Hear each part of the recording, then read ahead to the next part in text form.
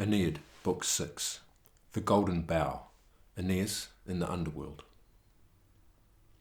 Even while he mourned for Palinurus, Aeneas kept his ships at sea, moving up the west coast of Italy as far as Cumae.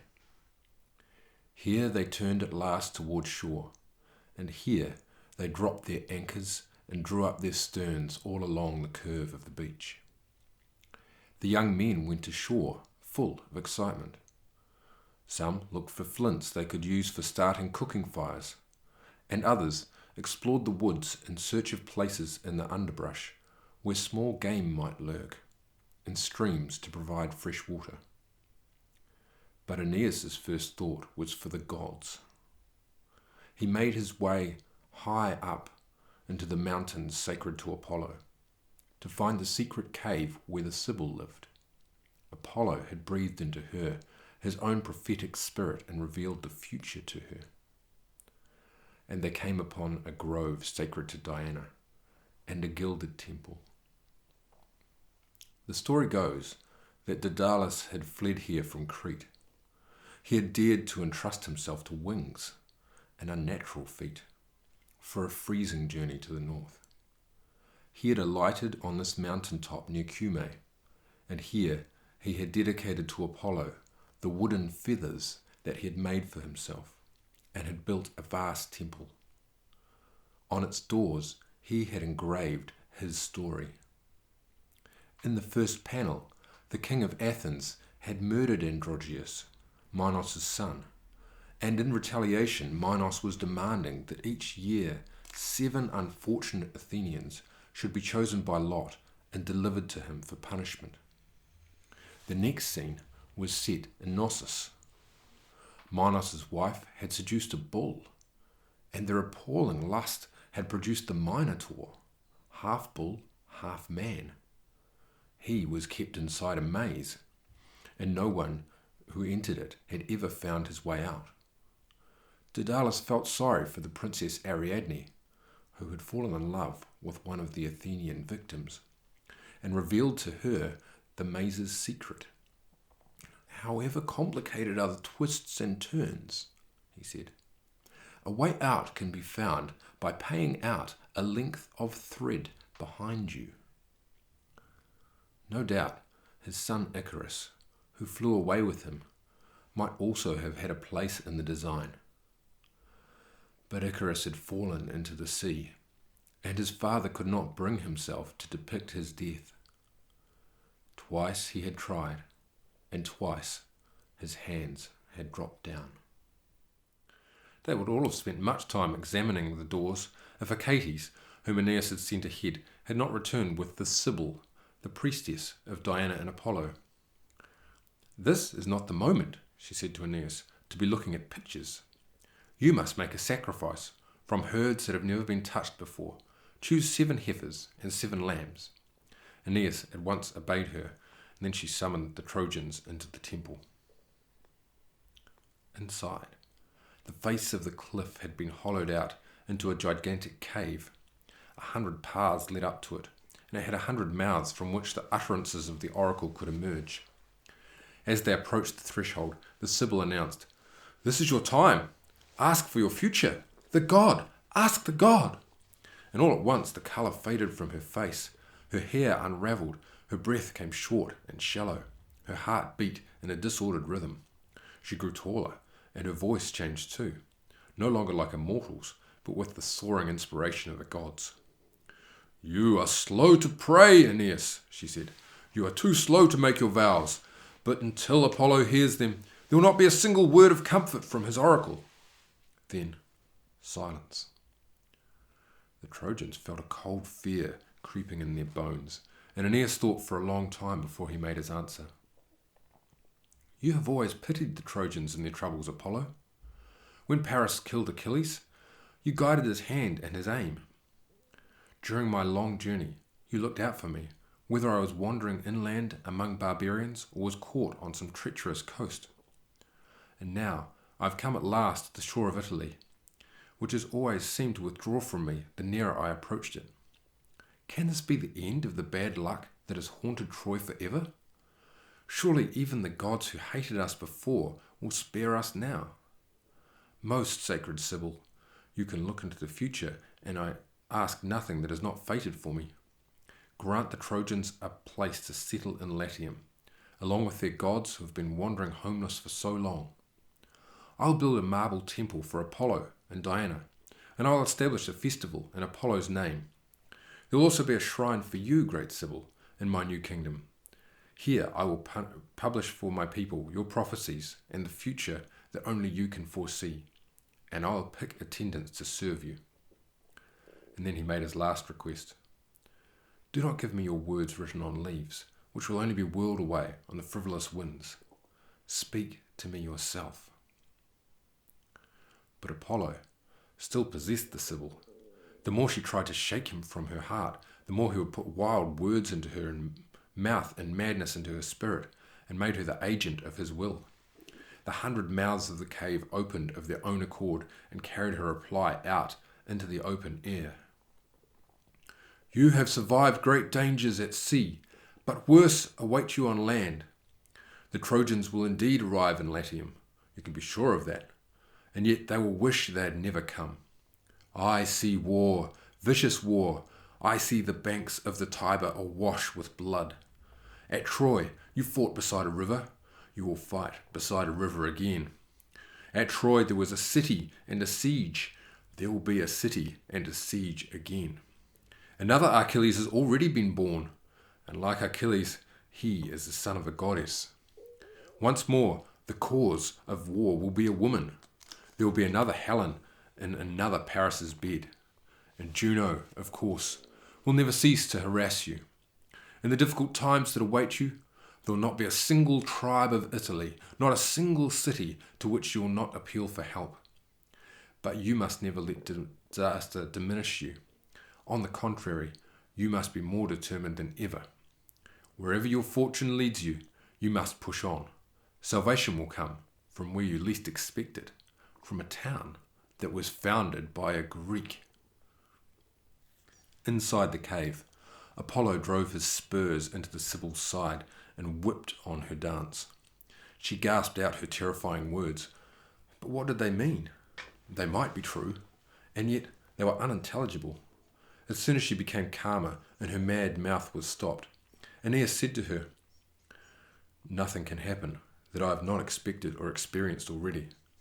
No horror can surprise me, and in my heart I have lived through every possible twist of fate. But I ask one thing of you. They say that this is the entrance to the kingdom of Hades, and this dank marsh is the place where the river of hell has overflowed its banks. I am instructed to go down and meet my dear dead father face to face once more. Will you show me the way and open the gates? I carried my father on my shoulders through the cascading arrows and the flames of Troy, and however hard the enemy pressed us, I kept him safe. He stayed with me through all my travels. Together we went through storms and a shipwreck that he should never have had to suffer in the frailty of his old age. Now he has spoken to me and told me to approach you. I beg you, then, have pity on a father and his son. It is not beyond your power. It was not for nothing that Diana has made you the guardian of the country of the dead. With the music of his lyre, Orpheus was able to charm Hades into releasing his dead wife Eurydice. When Pollux died, he was allowed to go to the Underworld and return again and again, sharing immortality with his twin brother Castor. Did not Theseus contrive to come back from the dead, and the hero Hercules? But I am born from the stock of Jupiter.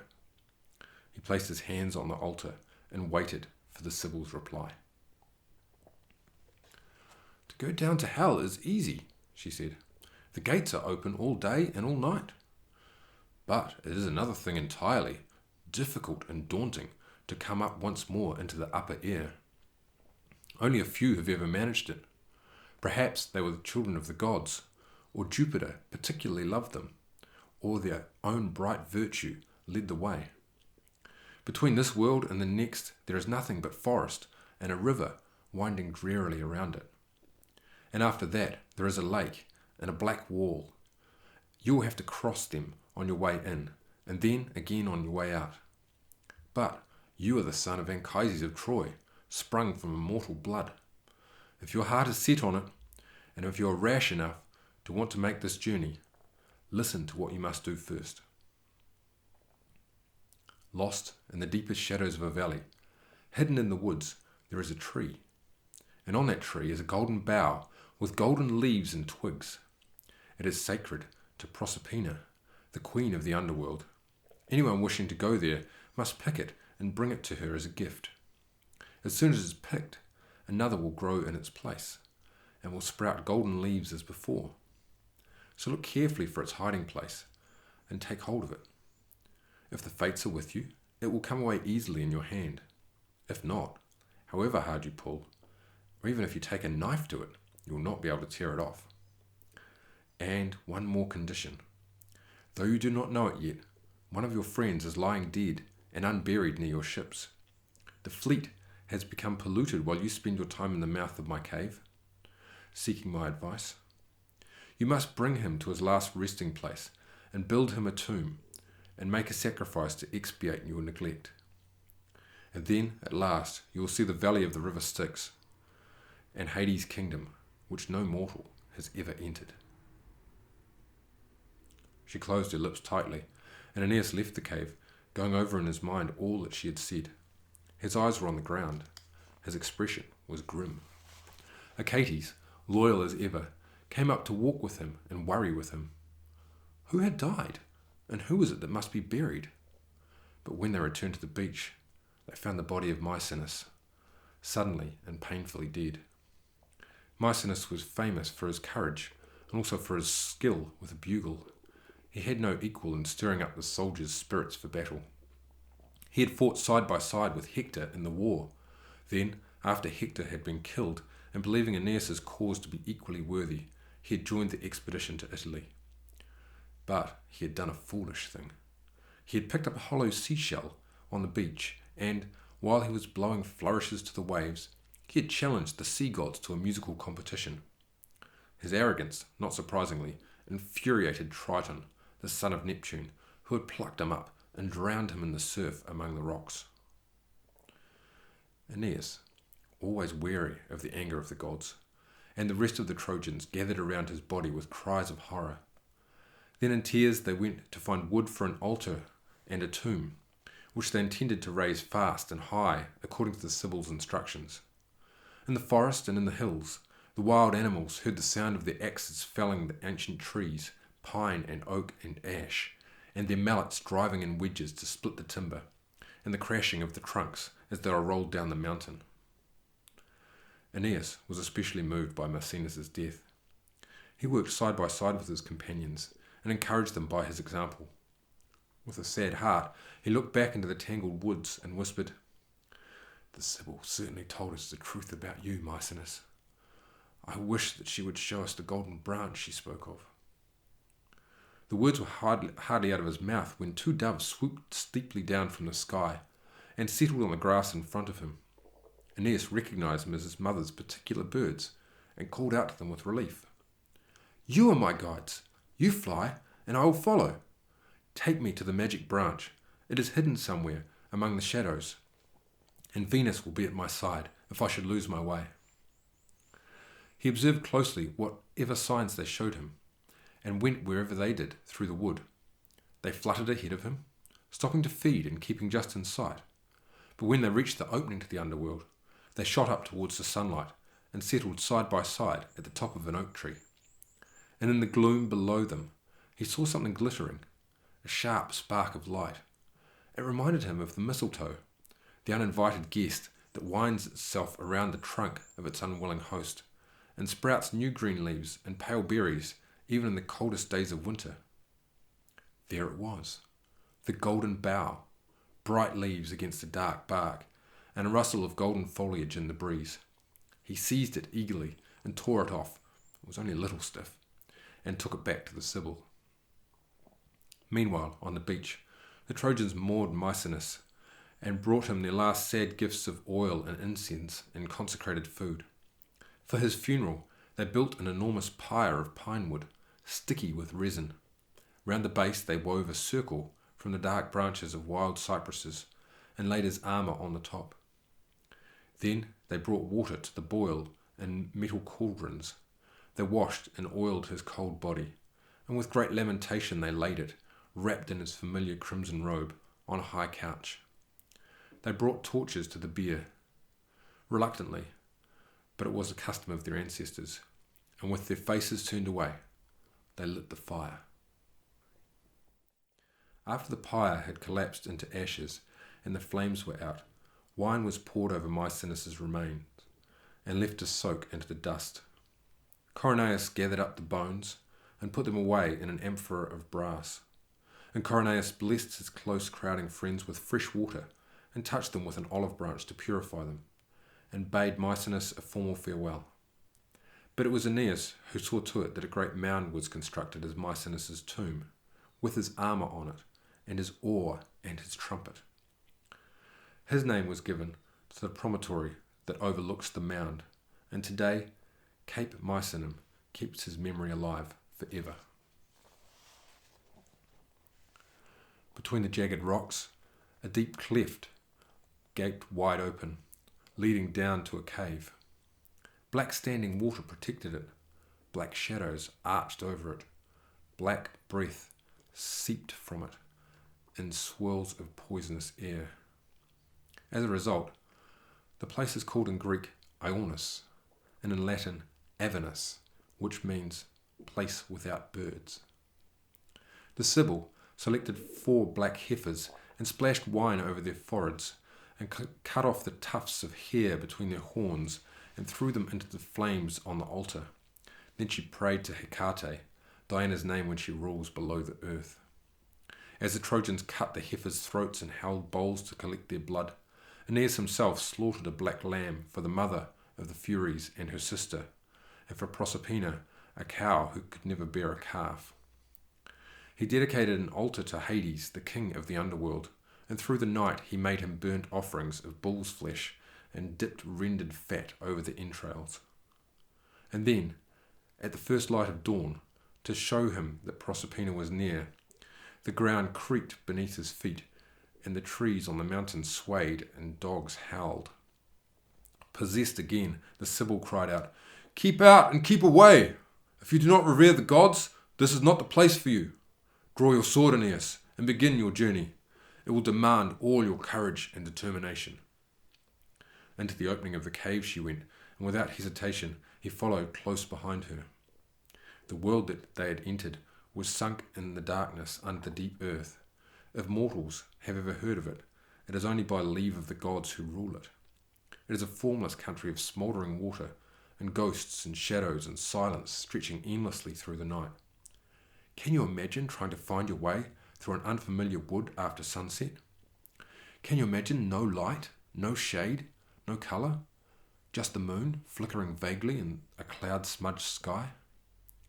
They travelled across the dreary, empty land and came to the gates of hell, in the chamber where mourning and anxiety have made their beds. Pale sickness lies there too, and age, and fear, and famine that strips men of their consciences, and poverty that undermines their affections, and, ghastly in the different forms they take, pain and death's brother, sleep, and that delight that comes from wicked thoughts. On the other side of the doorway stands War, the assassin, and the shackled Furies, the empty-minded Violence, who binds her blood-stained hair with a garland of vipers. An enormous elm tree spread over them. There is a story that dreams drift along its branches and cling to the underside of its leaves, but the dreams mean nothing. All kinds of monsters lurk there, the centaurs in their stable just inside the gate, a giant with 100 arms, a fire-breathing dragon, a serpent with 9 cruelly hissing mouths, a dog-woman and women with snakes for hair, birds of prey with human faces, and a shifting 3-bodied phantom. They loomed above Aeneas, and in a fit of panic he threatened them with his sword. But the Sibyl restrained him. She knew they were not real. "They are all creatures of air and imagination," she said. "It is foolish to attack them. You cannot kill the shadow." From here, a path led down to a river, seething furiously among deep marshy pools. Mud bubbles swelled and burst and spat up ooze scoured from the bottom. Looking out over the water, unkempt and scowling, stood the master of the rust-grey ferry that carried the dead across the river. He steered it and tended its sails himself. A filthy cloak was twisted over his shoulders, and an untidy white beard rambled down his chin, and above it his eyes glowed in their sockets. He was very old, though for an immortal god, still young and green. A great crowd pressed down to the edge of the river, as many as the leaves that fall from the trees at the first snap of frost, as many as the birds that, warned by cold weather that it is time to depart for the sunshine of the south, flock together for their stormy migration across the sea. There were mothers and husbands, warriors had sacrificed their lives in battle, little boys, unmarried girls, young men who had died before their parents, and each one of them begged to be taken across the river first, reaching out their hands to the boatman in their passionate desire to reach the farther side. Some of them he took on board, but others he held off and pushed back roughly. Aeneas was puzzled by the confusion and asked the Sibyl, "What does it mean, this dreadful river and this crowd of spirits? What do they want? How does the boatman know which ones to turn away and which ones to ferry across?" The priestess answered him briefly. "I'll tell you, but only because you are the son of Anchises and a goddess. This river is the Styx. If a god swears an oath on it, he dares not break his word. The boatman's name is Charon, and round him crowd the spirits of the dead. But he may only carry across the spirits whose bodies have been buried. The others do not even have a pauper's grave, and as long as their bones have not been laid to rest, he cannot take them over the churning water, away from this dismal shore. For as long as 100 years their ghosts will flit up and down the bank, and then at last they are allowed to come back here and ask again." Aeneas stood still, pitying those who were separated out by this merciless distinction. He saw familiar faces, Orontes from Lycia, and Lycaspis, drowned with all their crew on the voyage from Troy to Africa, and both unhonoured with a funeral. And then Palinurus, his own helmsman, lost overboard as he was navigating by the stars during their northward passage. Aeneas barely recognised him in the sad shadow where he stood, but he called out to him, "Palinurus, tell me, which of the gods was it who grabbed you and threw you into the sea? Surely not Apollo. He foretold you would come safely to port to Italy. I've never known him not to tell the truth before, but now he seems to have deceived me." "No," Palinurus replied, "Apollo has not lied to you. I was not thrown into the sea by any god. I was holding to my course, as you ordered, when I was jerked off my feet. My hand was firm on the steering oar, and I went straight over the side, still holding it in my hand. The swells were high, but I swear that they did not frighten me so much as the thought of your ship with her gear lost in a rising sea and her helmsman missing. For 3 cold nights I was tossed about by a gale, far from land. But on the 4th day, swept up high on the crest of a wave, I caught sight of the coast of Italy. Slowly I made my way to shore, and I almost made it. I was all weighed down by my wet clothes, and I was hanging on by my fingertips to the rocks that were just showing in the surf, when some fishermen mistook me for their prey and attacked me with their spears. Now my body lies among the breakers, and the wind tumbles me along the beach. And so, by the stars in the sky, and by the memory of your father, and by the great hopes that you have for Ascanius, I beg you to release me from my suffering. I'm sure that you could make your way down to Velia, where I am, and bury me there. But since it is obvious you have the gods on your side, you could certainly not cross the Styx without their help. Perhaps the mother of the gods can show you another way to let me rest in peace. Give me your hand, and take me with you across the river." The Sibyl interrupted him. "How dare you, Palinurus? How can you think that you can even set eyes on the Styx when you have not been buried? How will you reach the bank without the permission of the gods? And how can you believe that prayer can alter the destiny that has been laid down for you? But listen to me carefully. Your troubles will soon be ended. Signs from heaven will guide the local people to the beach where your body lies. From their towns, however distant, they'll come to honour your remains. They'll raise a tomb for you, and at that tomb they'll perform the rites that are due to you. And the place will forever be called Palinurus after you. And at her words, his anxiety faded away, and the pain in his heart was lifted. He was happy that his name would not be forgotten. Now they continued on their journey, and approached the river. Charon had been watching them from his boat as they came through the silent wood and made their way to the bank, and now he challenged them brusquely. "What do you mean by coming down to my river with a sword in your hand? Stop, whoever you are, and tell me what you want. This place is for ghosts. It's always night time here, and a time for the dead to sleep. If you're alive, I've got no room for you on my boat.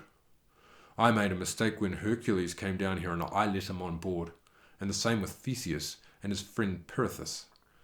They were children of the gods, and much stronger than any mortals. Hercules stole the watchdog Cerberus from right under Hades' nose. He put a leash on him and dragged him away with his tail between his legs. And the other two wanted to kidnap Proserpina out of her own palace." "We have not come to trick you," answered Sibyl quickly. "Hold on to your temper. The sword is not intended to threaten you. We have no plan to prevent the Cerberus from frightening away the ghosts with his barking, or to distract the chaste Proserpina from her watch at Hades' door. This man is Aeneas. He comes from Troy, and he is famous for his duty to the gods as he is for his courage in battle. He has come down to the Underworld to visit his father. If you do not know how much he respects the gods, then you will certainly recognize this." From under her robe, she drew out the golden bough. Charon was shocked. He had not seen it for many years, but he knew what it meant. His irritation subsided, and he did not protest any more. He turned his pitch-stained stern into the bank and cleared a space for Aeneas and Sibyl among the spirits who were sitting on the thwarts. The boat creaked under the weight, and water spurted through the cracks in its planking. But at last it brought them safe to the slippery mud and grey swamp grass of the far bank. They came next to another cave. The dog Cerberus blocked the entrance and snarled at them from all his 3 throats. The Sibyl waited until she saw snakes begin to sprout from his necks, and then she threw them a piece of bread soaked in honey and soporific herbs. He opened his 3 mouths wide and gulped it down hungrily. Then he staggered and flopped down on the floor. Aeneas stepped across his sleeping body and went inside, leaving the river of no return behind him. At once he heard voices raised, complaining and lamenting, and the crying of children who had died before their time on a black and bitter day that had found them still at their mothers' breasts. And beside them were those who had been falsely accused and condemned to death, but now they had a new judge, whose name was Misenus. He summoned them to stand in silent assembly before him, and interrogated each one of them. "What were the charges against you? And what did you actually do?" And he shook lots from an urn to decide their fate. And after them came the suicides, innocent of any crime. They had hated the light of the sun and thrown away their lives. Perhaps poverty, or an unremitting misfortune, did not seem so intolerable to them now, and they wished that they were back in the upper air. But it was too late. They were trapped by the gloomy marshes of the Styx, which flowed in 9 enclosing circles around them. Not far off the ground, levelled out into what was called the Mourner's Field. Here, moping beneath myrtle trees or hiding on secluded paths, were those who had wasted away from love. They were dead, but death had still not eased their misery. Passion or lust or fatal obsession had consumed them, or their lovers had betrayed them. One woman had been changed into a man when Neptune tried to rape her, and then back into a woman again. And among them, in a thick wood, with the blood from her wound not yet quite dry, was Dido. In the shadows, Aeneas had not recognized her until he was standing quite close to her, and he felt like a man who sees or thinks he sees, a new moon rising through the clouds. His eyes filled with tears, and he spoke to her affectionately. "My poor Dido, is it true that you killed yourself? Did you die because of me? I swear to you, by the stars and the gods in heaven, and whatever divine powers there are down here, I did not leave your kingdom of my own free will. It was the gods who forced me to leave, the same gods who now compel me to travel through these sad shadows, to make this journey in a darkness like the darkness of night. How could I have known that if I had left you, it would bring so much pain? Wait, do not turn away from me. Where are you going? This is the very last time I should be allowed to speak to you." As he tried to soothe her, he was weeping, but she was implacable, and there was no softening of her eyes. She kept them fixed on the ground, refusing to look up at him. However much he pleaded with her, her face remained expressionless, as hard as flint or Parian marble. At last, she turned away and moved off among the formless trees, back to her long-lost husband Sychaeus, who was waiting to comfort her and to return her love. Aeneas was overcome with regret for what had happened to her, and his pity made him follow her until she disappeared. Their journey continued. They came now to the farthest part of the plain, where the ghosts of the Trojan war heroes were gathered. Tydeus, and the courageous Parthenopaeus, and Adrastus, so much paler than he used to be, and all the others who had been killed in action, but were still missed by those who had stayed alive. Through his tears he saw the endless line of them, Glaucus and Medon, Thessalocus, and the 3 sons of Antenor, and Polybotes, the priest of Ceres, and Idaeus, sword in one hand, chariot reins in the other. The spirits clustered all around him. It was not enough for them simply to see him. They had to stop him and walk with him and find out why he had come. And there were Greeks there too, officers from Agamemnon's army. But when they saw Aeneas and his armour glimmering in the dark, they became frightened. Some of them fled, just as long ago they had looked for safety by their ships, and some of them raised a feeble attempt at a battle cry, but no sound came out of their mouths. Beyond them lay Deiphobus. He was one of Priam's sons, and he had married Helen after Paris died. He had been horribly mutilated.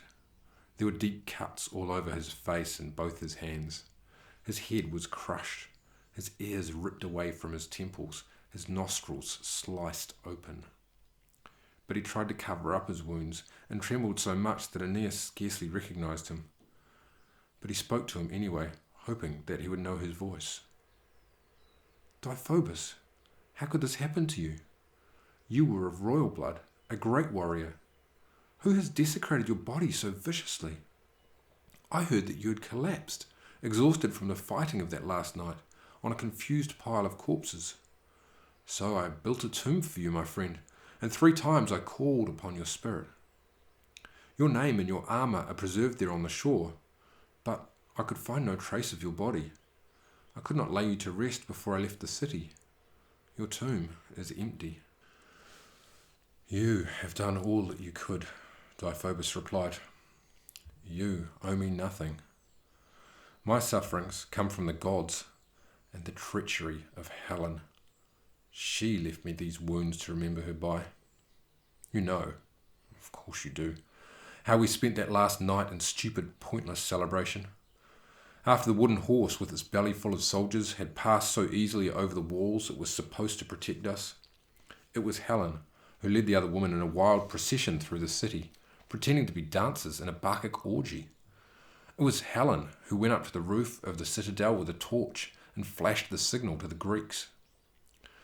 I was worn out with worry, and so I came home and lay down on our bed. I drifted into a sleep as heavy and peaceful as death. But Helen, my dear wife Helen, had removed all the weapons from our house and even stole a sword that I kept under my pillow. Then she sent word to Menelaus, he was waiting outside, and opened the door to him. That, she thought, was how she could make amends to her first husband and put an end to all the old gossip about her. So Menelaus came bursting in and attacked me. The details are not important. In our own bedroom. And Ulysses, who of course was behind the whole scheme, was with him. I pray that the gods will repay them for what they did. But tell me, how do you come to be here if you are not yet dead? Did you lose your way on your travels? Or did the gods tell you to come here? What can have happened to make you enter this sad and sunless country, this place of misery? At this moment in their conversation, the chariot of the morning reached the midpoint of its journey across the sky. Aeneas would have used up all the time that had been granted to him if the Sibyl had not given him a sharp warning. Night is coming on, and we are spending every hour in weeping. Here is a fork in the road. If we go right, the way leads beneath the ramparts of Hades, and we will come to the Elysian fields, where virtue is rewarded. But on the left is Tartarus, where sins are punished. Great Sibyl, said Deiphobus, do not be angry with me. I must depart to complete what I have to do, and return to my proper place among the shadows. Gallant Aeneas, you deserve a better fate than... But before he had finished his sentence, he was gone. Aeneas looked behind him. He saw under the cliff to his left a fortress surrounded by a triple wall, and the river Phlegethon, which whirled and boiled and tumbled, rocks below and flames above. In front of him was a gate with posts of granite, too strong to be moved by men, or even by the gods when they are at war. There was a tower made of iron. On the tower sat Tisiphone, the Fury, sleepless, wrapped in a blood-stained cloak. From behind the gates that she guarded by day and night came groans and the hiss of whips and the clanging of chains dragged across the flagstone floors. Aeneas stood and listened in terror. Then he asked the Sibyl, "What are these sounds? Who is being tortured? Who is being punished?" "You are a good man," she replied, "and this is no place for you. When Hecate put me in charge of Avernus, she explained to me exactly how the gods inflict their penalties. The sinners appear before their judge Rhadamanthus. He listens to them with pitiless impartiality as they plead their cases. He forces confessions from those who, while they were alive, expected smugly that their crimes would go unsolved. But after death, they discover that it is never too late to be found out. Tisiphone takes immediate revenge upon the guilty.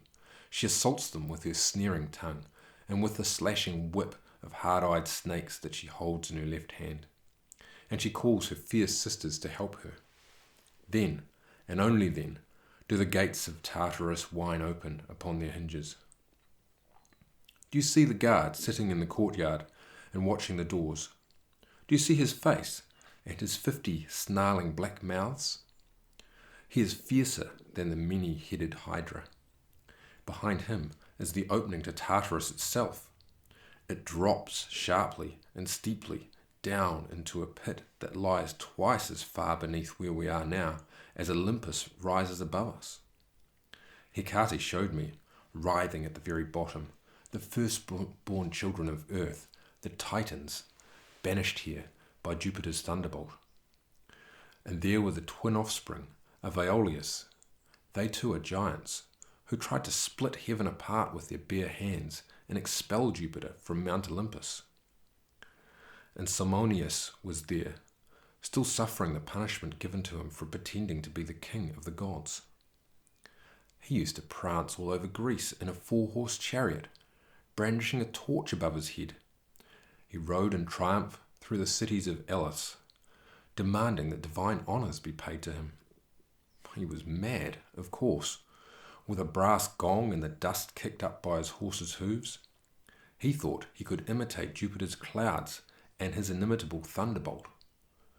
But from Olympus, Jupiter threw the genuine article at him, not just a torch or a sooty firebrand, and sent him spinning down to his doom. And I saw Tityos, another giant, another child of earth. His body lies stretched out over 9 acres of land, and a vulture picks constantly at his liver and the entrails hidden beneath his ribs. But as fast as the hooked beak nibbles at them, they grow back, a perpetual delicacy for the vulture, and perpetual agony for Tityus. Do you want to hear more about Euxon and Pirithous, or about the sons of the Lapiths? Some of them must roll a huge stone perpetually up a hill, or hang bound to the spokes of a turning wheel. The unhappy Theseus sits waiting for his punishment, and must sit, and sit, and sit. And the insistent voice of Phlegius, the most miserable of them all, gives a warning to other ghosts. Be reverent, respect justice, do not despise the gods. Above him, a black boulder seems always on the point of falling, and he must cower under its threat forever. Before some of them, a lavish feast is laid out. The gleam of golden furnishings invites them to a festival, but the chief of the Furies sits on a couch nearby and prevents them from approaching. She towers above them, screaming, and the flames from her torch scorch their hands if they reach out to the food. If anyone ever sold his country for gold and set a tyrant on the throne, if anyone ever took a bribe to make laws or to repeal them, if anyone ever broke into his daughter's bedroom and raped her, he will be there. With him will be all those who, while they were alive, hated their brothers or beat their parents or cheated their clients or kept their money to themselves and did not share it with their relations. There are a lot of them. And there are adulterers and rebels and traitors. They are all imprisoned down there, waiting for their sentences. Do not ask me to tell you what will become of them, or to what depths they have already sunk. I can only tell you that they have dared to do what the gods have forbidden, and they will pay for their rashness. But even if I had 100 mouths and 100 tongues and a throat of iron, I could not rehearse their crimes or name their punishments. And now, come along, we must hurry, said the Sibyl when she had finished her explanation. It is time to complete the task you came to do. Over there is another gate, in the walls that the giant Cyclopes built in their workshops. Do you see the arch that curves over it? This is where the gods have ordered us to lay down the offering that they have prescribed. Through the darkness they went side by side until they stood in the open space before the doors. Under the arch, Aeneas sprinkled himself with fresh water, and to the lintel he attached the golden bough. When the ritual was over, and Proserpina's dues were paid, they came at last to a green and pleasant country, the gardens of good fortune, and the resting place of the blessed. Here a softer light spread over the plain, and bathed it with glowing warmth, for these spirits had their own sun and their own stars. They played games and wrestled on the turf, or raced each other on the sand. There was dancing and singing and poetry. Orpheus, dressed in a priest's robe, accompanied it on his lyre, plucking a progression of 7 chords with his fingers or his ivory plectrum. An entire generation from ancient Troy was here, handsome and brave, and born in happier times, Ilus and Assaracus and Dardanus, the founder of the city. It was wonderful to see from far away their arms and their empty chariots. They had stuck their spears into the ground, and their horses, unharnessed, grazed at will over the plain. Now that they were beneath the earth, they still took the same pride in their weapons as they had while they were alive, and the coats of their horses were kept as glossy. On every side Aeneas saw them, some feasting outdoors, some singing cheerfully under the laurel trees, where a wide river meandered through the forest. He saw warriors who had been wounded fighting for their country, or priests and prophets and poets who had lived blameless lives in fear of the gods and felt Apollo's inspiration.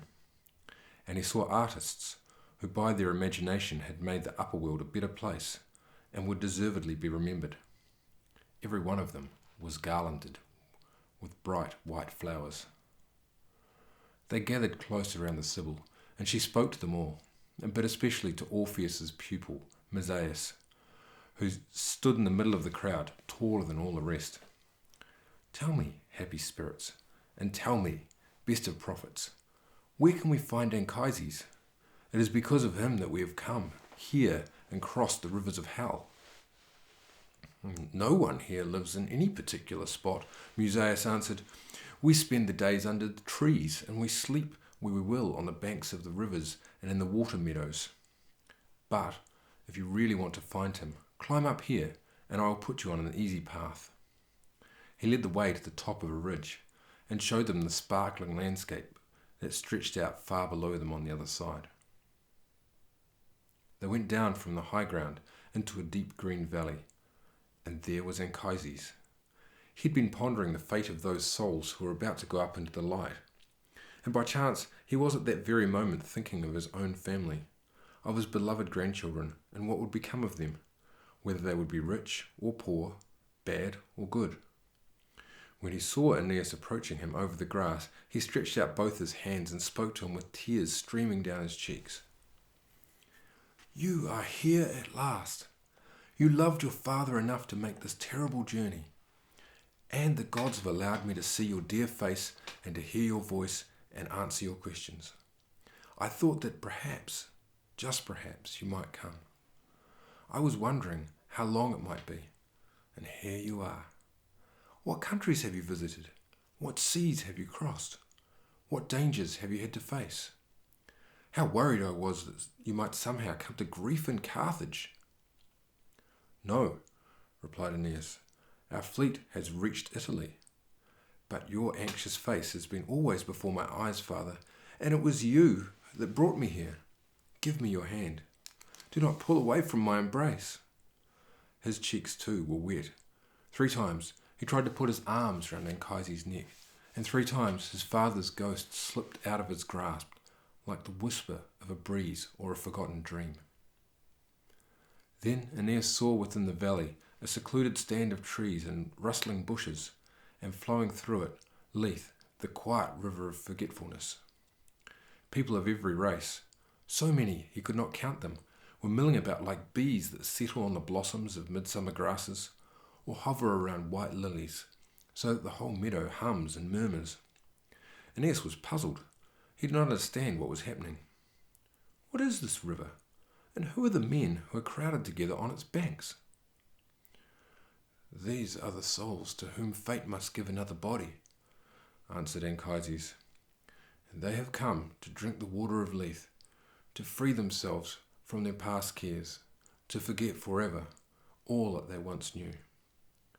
I have long wished to show you, to let you see for yourself the generations of our family that are yet to come, so that when you have made your mark in Italy, you may share my pride in them."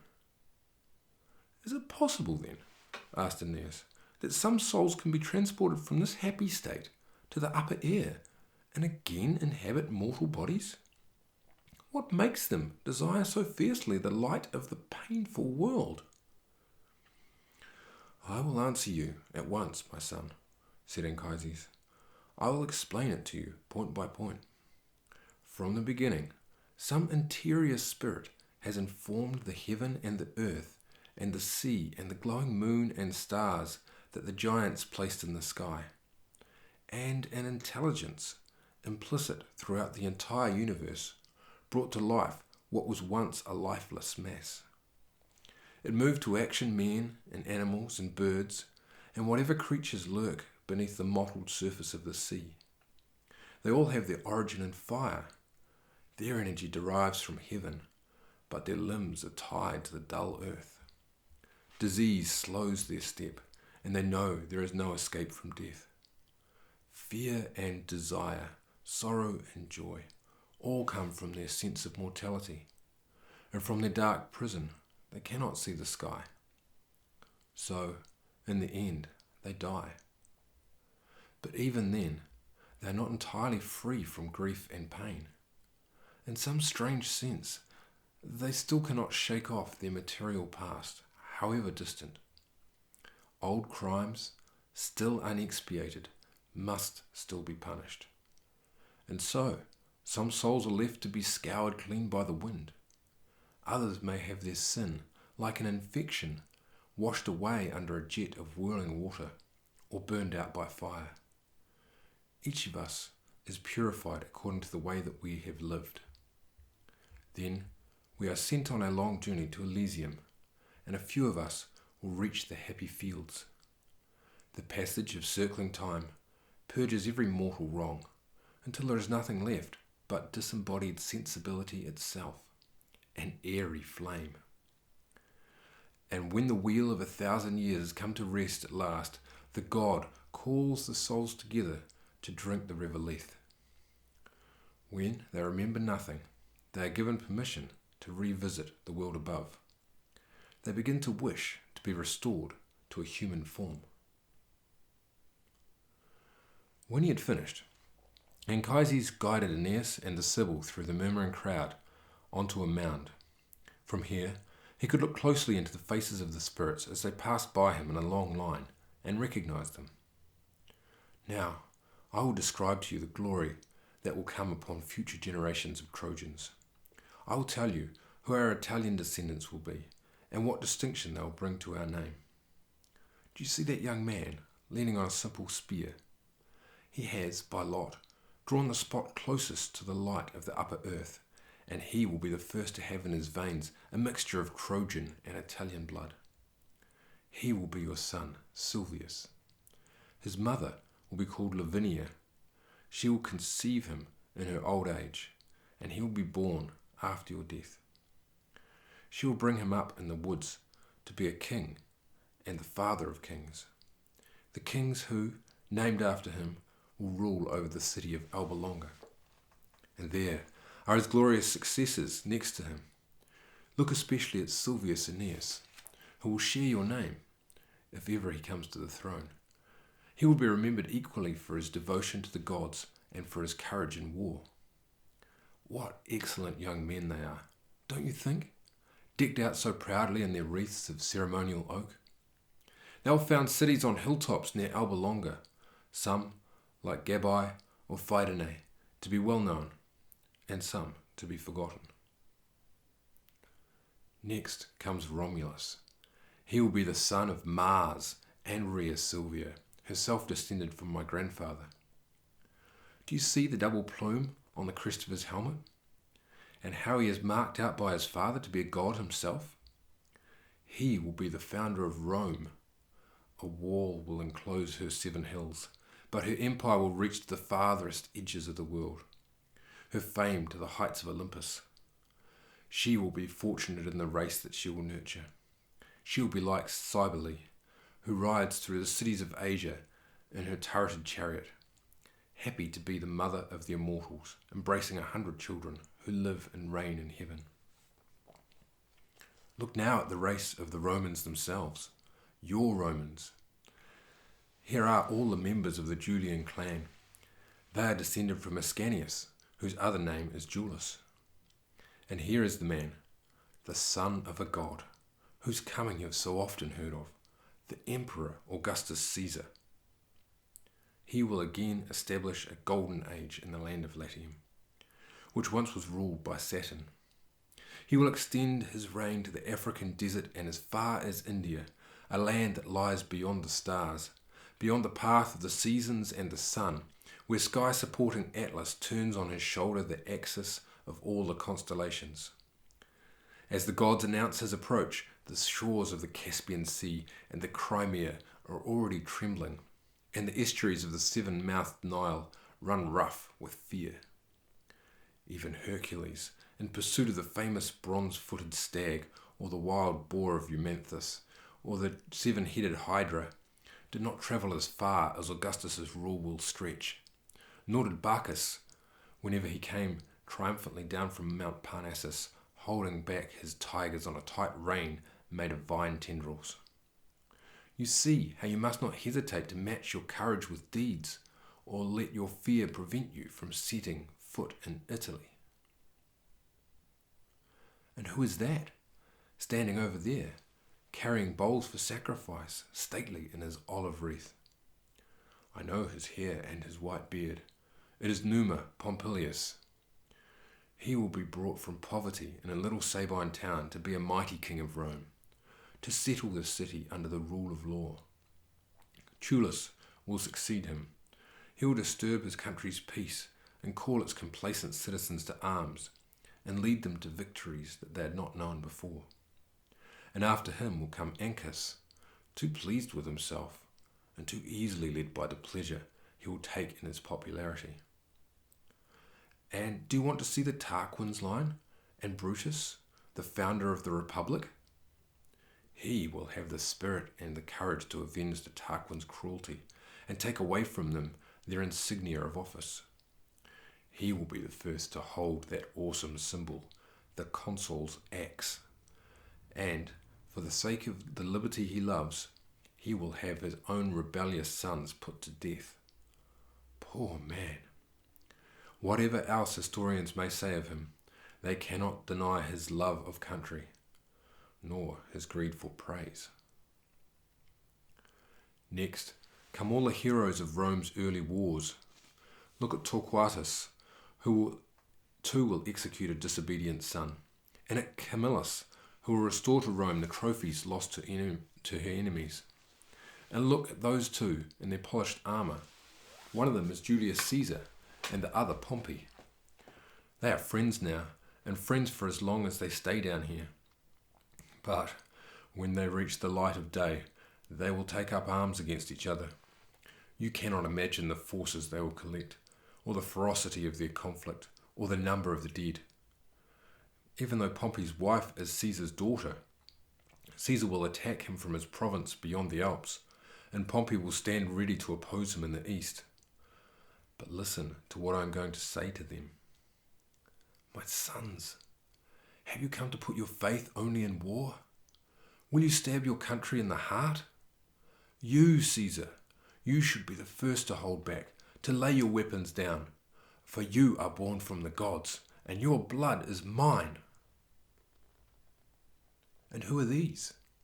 They are the Roman generals, destined to conquer the Greeks. One of them will celebrate the sack of Corinth in a triumphal procession to the capital. The other will overrun Agamemnon's fortress at Mycenae and will defeat an opponent descended from Achilles himself, and so at last avenge his Trojan ancestors and the desecration of Minerva's temple. Next after them, don't miss the great statesman Cato and the family of the Gracchi, protectors of the people, and Cossus, who is to be victorious over the Etruscans. Then come the scourges of Carthage, Publius Cornelius Scipio and his grandson, two thunderbolts of war, and Fabricius, incorruptible even in poverty, and Cincinnatus, farmer and statesman, and the Fabius family. Can I forget them? Especially Quintus Fabius Maximus. By his judicious inaction, he will save his country. To sum up, there are some places where smiths and sculptors will shape bronze more subtly or carve more lifelike portraits out of marble.